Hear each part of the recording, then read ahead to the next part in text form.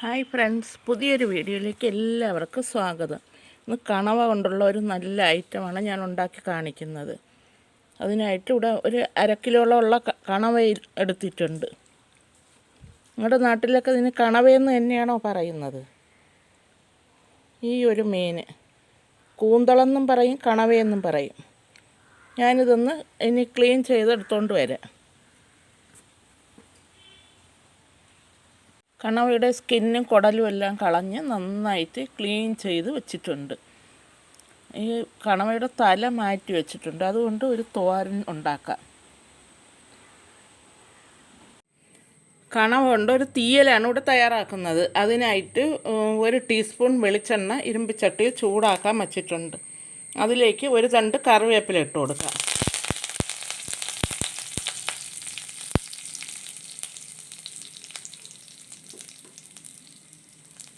ഇനി ഒരു 2-3 കൊച്ചുള്ളിയും കൂടെ ഇട്ട് കൊടുക്കാം.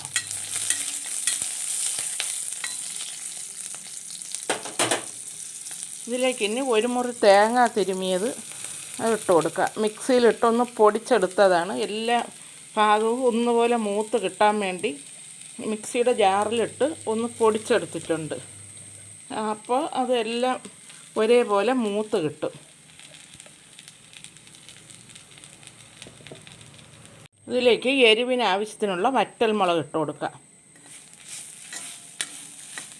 മുഴുവൻ മല്ലി ഉണ്ടെങ്കിൽ ഈ സമയത്ത് കുറച്ച് മല്ലിയും കൂടെ ഇട്ട് കൊടുക്കുക. എൻ്റെ കയ്യിൽ മുഴുവൻ മല്ലിയില്ല, ഞാൻ മല്ലിപ്പൊടിയാണ് ചേർക്കുന്നത്. ഇതിലേക്ക് 1/2 ടീസ്പൂൺ മുഴുവൻ ഉലുവയും കൂടെ ഇട്ട് കൊടുക്കുക. ഈ മുഴുവൻ ഉലുവയും മുഴുവൻ മുളകും ഒന്നും കയ്യിലില്ലെങ്കിൽ അവസാനം പൊടി ചേർത്ത് കൊടുക്കുക. ഇനി ഒരു 10-15 കുരുമുളകും കൂടെ ഇട്ട് കൊടുക്കുക. അതിന് നല്ല ബ്രൗൺ കളറാവുന്നത് വരെ ഒന്ന് വറുത്തെടുക്കണം. ഇപ്പോൾ തേങ്ങയൊക്കെ പകുതി മൂത്തിട്ടുണ്ട്. ഇളം ബ്രൗൺ കളറായി വന്നിട്ടുണ്ട്. അപ്പോഴേക്ക് 1 ടീസ്പൂണുള്ള പെരിഞ്ജീരകം, ഇറച്ചിയിലൊക്കെ ചേർക്കുന്ന പെരിഞ്ജീരകം കൂടി ഇട്ട് കൊടുക്കുക. പെരിഞ്ജീരകം കൂടെ ഇട്ട് ഒന്ന് മൂപ്പിച്ചെടുക്കുക. അപ്പം നല്ല ഒരു മണവും സ്വാദും ഒക്കെ ആയിരിക്കും തീയലിന്. ഇനി നന്നായിട്ട് ഇതൊന്ന് മൂത്ത് വരണം. നല്ല ഡാർക്ക് ബ്രൗൺ കളറായി വരണം.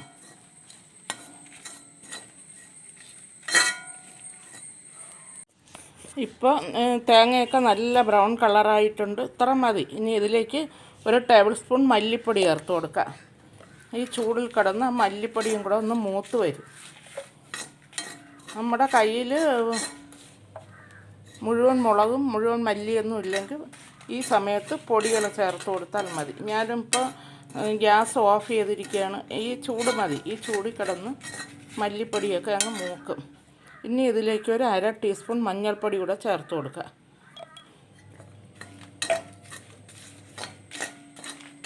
ഇത്രയും മതി. ഇനി ഇത് മറ്റൊരു പ്ലേറ്റിലേക്ക് മാറ്റി വയ്ക്കുക. ഈ ഇരുമ്പ് ചട്ടിയിൽ തന്നെ ഇരുന്നാൽ ഇത് കരിഞ്ഞോ. ഇരുമ്പ് ചട്ടിക്ക് നല്ല ചൂടുണ്ട്, നല്ല ചൂടായി കിടക്കുകയാണ്. ഇനി ഇത് മറ്റൊരു പാത്രത്തിലേക്ക് മാറ്റി കൊടുക്കുക.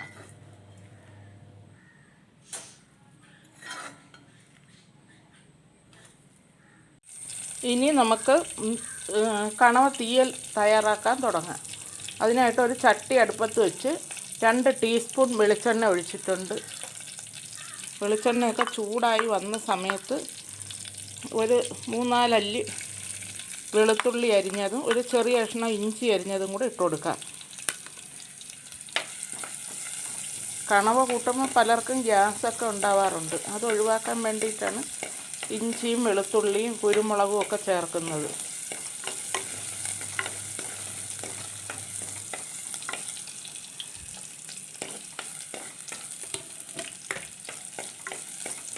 അപ്പോൾ ഇഞ്ചിയും വെളുത്തുള്ളിയൊക്കെ വാടി വന്ന സമയത്ത് ഒരു ചെറിയ സവാള അരിഞ്ഞത് ഇട്ട് കൊടുക്കുക.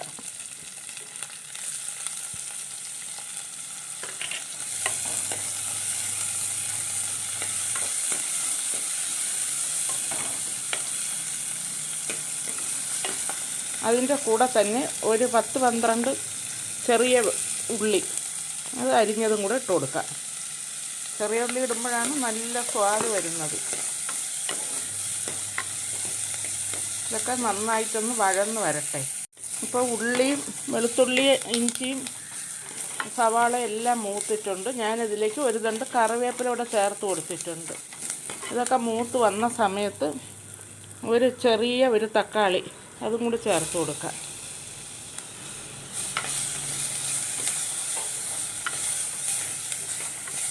തക്കാളിയും കൂടെ ഒന്ന് മൂത്ത് വരണം. ഇതിലേക്ക് ഇനി ആവശ്യത്തിനുള്ള ഉപ്പും കൂടി ഇട്ട് കൊടുക്കാം.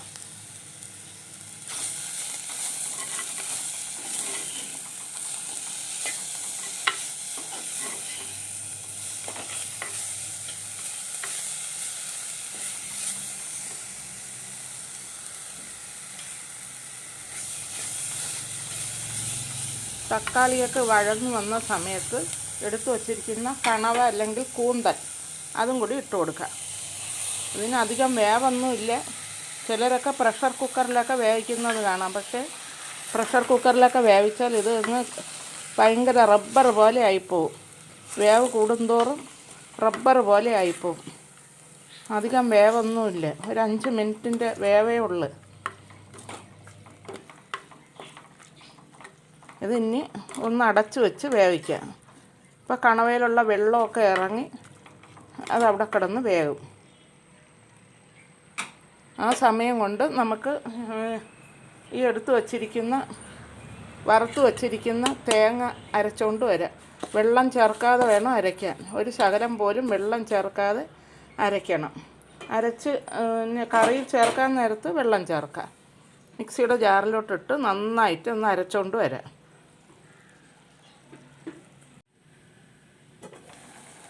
ഇപ്പോൾ കണവയൊക്കെ നല്ല വെള്ളമൊക്കെ വറ്റി വെന്ത് വന്നിട്ടുണ്ട്.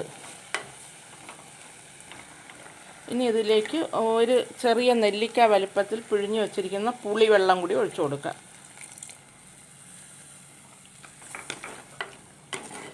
ഈ പുളി കിടന്ന് തിളച്ച് ഈ കണവയിലൊക്കെ നന്നായിട്ട് പിടിക്കണം.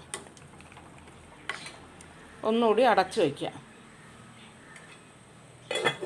നല്ലതുപോലെ വേകട്ടെ. വറുത്ത് വച്ചിരുന്ന തേങ്ങയും ബാക്കി കൂട്ടുകളുമൊക്കെ നന്നായിട്ട് വെള്ളം ചേർക്കാതെ അരച്ചെടുത്തിട്ടുണ്ട്. ഉണ്ടോ? നല്ല എണ്ണയൊക്കെ തെളിഞ്ഞ് നന്നായിട്ട് വന്നിട്ടുണ്ട്. ഇതിന് കറിയിലേക്ക് ചേർത്ത ശേഷം മിക്സി കഴുകി ആ വെള്ളം കൂടെ ഒഴിക്കാം. അപ്പം നല്ലൊരു കളറൊക്കെ കിട്ടും. ഇപ്പോൾ അടപ്പ് മാറ്റി നോക്കാം. ഇപ്പോൾ പുളിയൊക്കെ നന്നായിട്ട് വറ്റി പുളിവെള്ളമൊക്കെ പുളിയും ഉപ്പും എല്ലാം ഈ കണവയിലൊക്കെ പിടിച്ചിട്ടുണ്ട്. ഇനി അരപ്പ് ചേർക്കാം.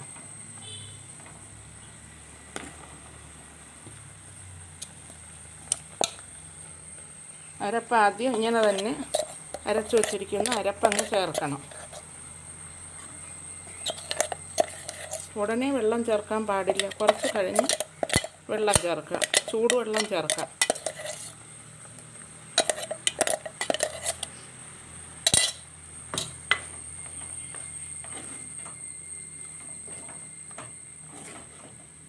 അരപ്പ് മുഴുവനും ഇട്ട് കൊടുത്തിട്ടുണ്ട്.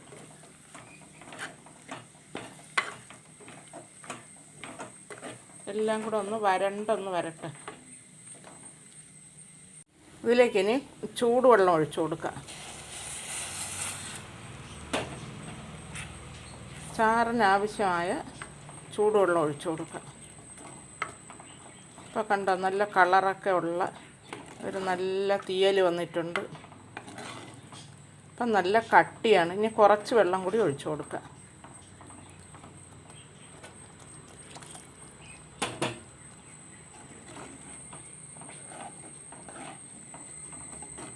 ഇനി അടച്ച് വെച്ച് ചെറു തീയിൽ അല്പസമയം കൂടി വയ്ക്കുക. അപ്പോൾ എണ്ണയൊക്കെ തെളിഞ്ഞ് വരും. നല്ലൊരു കളറായിട്ട് വരും. ഇപ്പം നന്നായിട്ട് എണ്ണയൊക്കെ തെളിഞ്ഞ് ചാറൊക്കെ കൊഴുത്ത് വന്നിട്ടുണ്ട്.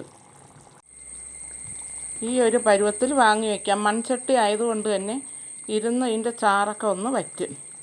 ഇനി ഒന്ന് താളിച്ചും കൂടി ഒഴിച്ചു കൊടുക്കാം. കണ്ടോ? അപ്പോൾ എല്ലാവരും ഇതേപോലെ ഒന്ന് തയ്യാറാക്കി നോക്കിയിട്ട് ഫീഡ്ബാക്ക് അറിയിക്കണം. ലൈക്ക് ചെയ്യാനും കമൻറ്റ് ചെയ്യാനും സബ്സ്ക്രൈബ് ചെയ്യാനും മറക്കരുത്. എല്ലാവരും ഇതൊന്ന് തയ്യാറാക്കി നോക്കണം.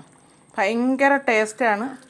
ഇങ്ങനെ ഒരു കണവത്തിയൽ കണവ കിട്ടുന്ന സമയത്ത് ഒന്നുണ്ടാക്കി നോക്കണം.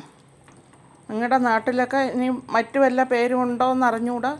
ചില സ്ഥലത്ത് കൂന്തളെന്ന് പറയും, നമ്മുടെ നാട്ടിലൊക്കെ കണവയെന്നാണ് പറയുന്നത്. കണ്ടോ, നല്ല കൊഴുത്ത കപ്പയുടെ കൂടെയും ചക്കയുടെ കൂടെയൊക്കെ കഴിക്കാൻ നല്ല ഒരു കോമ്പിനേഷനാണ്. താളിച്ചത് ഒഴിച്ചു കൊടുക്കുക. 2 ടീസ്പൂൺ വെളിച്ചെണ്ണയിൽ കടുക്, ചെറിയ ഉള്ളി വട്ടത്തിലരിഞ്ഞത്, 2 വറ്റൽമുളക്, കറിവേപ്പില, ഇത്രയാണ് ചേർത്തത്. കണ്ടോ,